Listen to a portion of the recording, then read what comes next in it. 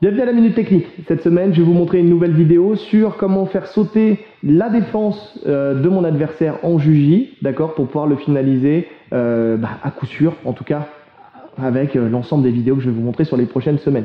Donc, mon adversaire est sur le dos, il est en juji gatame, il défend en S-grip encore une fois. Là, je rappelle que pour le S-grip, quand vous défendez, la main qui vient sécuriser le bras est au-dessus, d'accord? Si c'est l'inverse, ici, ça lâche facilement. Si c'est là, c'est compliqué pour moi de le faire taper. Cette fois-ci, donc j'ai toujours le bras en fait qui est du côté de sa tête ou même de l'autre côté, mais je préfère moi du côté de la tête ici. Là, l'avant-bras dans le creux du coude, la main je viens saisir fortement ma cuisse et même je vais chercher à tendre, comme si je voulais chercher le sol avec mes doigts pour créer une tension sur son bras. Ok, d'accord? En plus, l'autre avantage, c'est que quand je vais faire ça, vous voyez ici, il est très regroupé sur lui-même. Plus je vais venir ici, et plus ça va créer de l'espace. Et j'ai besoin de cet espace pour caler mes pieds. Une fois que je suis arrivé là, je vais me mettre sur le côté, d'accord, sur le coude, et je vais caler un talon, deux talons. Ici, d'accord? Très rapidement, je vais venir et je vais kicker et tirer en même temps. Là. Et là, c'est là où il faut être avoir le bon réflexe. C'est-à-dire que je ne vais pas rester sur mon juji classique, je veux sécuriser toute défense possible de mon adversaire. Donc dès que j'ai fait lâcher ici, ma jambe qui est du côté de ses jambes va venir glisser, vous voyez mes deux pieds sont toujours collés, va venir glisser comme ça là, devant sa tête. Et je vais caler mon talon à sa gorge. L'autre pied va venir sécuriser ici. Et je vais ramener mes talons comme si je voulais que mes talons se ramènent à mes fesses. Là, il est dans une position qui n'est pas du tout confortable.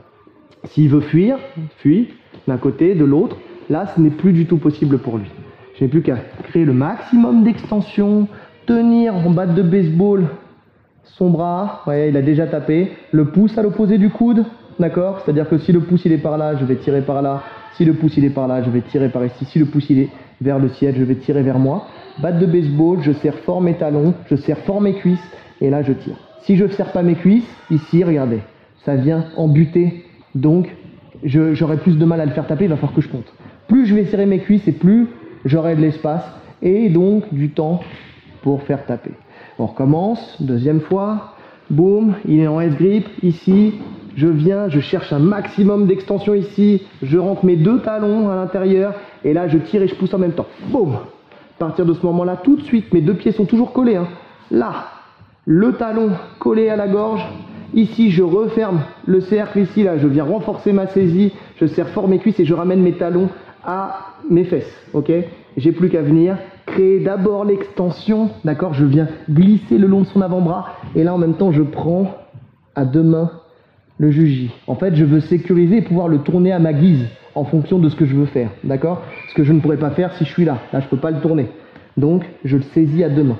Là, je regarde où est le pouce, je tire à l'opposé, je fais taper et on finalise le combat. Ok, à vous!